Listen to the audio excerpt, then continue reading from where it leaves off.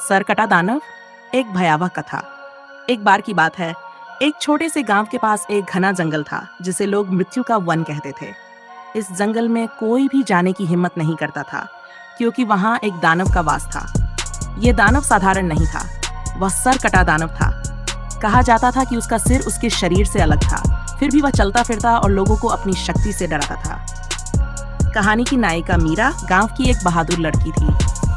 जब उसके भाई को अचानक जंगल में गायब हुए कई लोग खोजने के लिए भेजा गया और वह लौटकर नहीं आया, तो मीरा ने खुद उस जंगल में जाने का फैसला किया।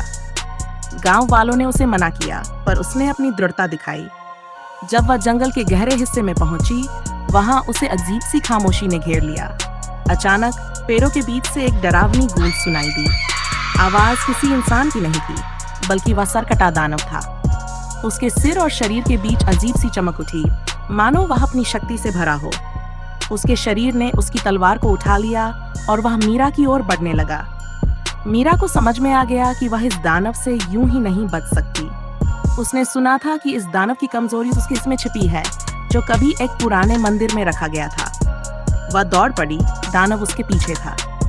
रात गहरी होती गई और जंगल में अंधकार ने अपनी पकड़ मजबूत कर ली। जैसे ही मीरा मंदिर तक पहुंची, उसने देखा कि दानव का सिर एक पवित्र धागे से बांधा हुआ था। उसने दानव के सिर के पास जाकर मंत्र पढ़े जो उसकी दादी ने उसे सिखाए थे। सिर कांपने लगा और उसकी चमक मंद पड़ने लगी। ठीक उसी वक्त दानव का शरीर मंदिर के द्वार पर आ धमका, लेकिन जैसे ही सिर की शक्ति खत्म हुई, उसका शरीर गिर पड़ा और एक धुएं के बाद वह हमेशा के लिए गायब हो गया।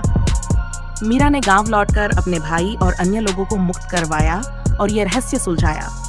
लेकिन जंगल में अब भी वह डरावनी खामोशी छाई रहती है, जैसे सरकटा दानव की बुरी आत्मा अब भी भटक रही हो। इस कहानी को एक पसंद है तो हमारे channel story with N Radhika को सब्सक्राइब करें। यहाँ पर आपको शानदार कहानियों का संग्रह मिलेगा जो आपकी कल्पना को एक नई दिशा देगा। सब्सक्राइब करें और हमारे साथ कहानियों की इस खूबसूरत यात्रा पर चलें।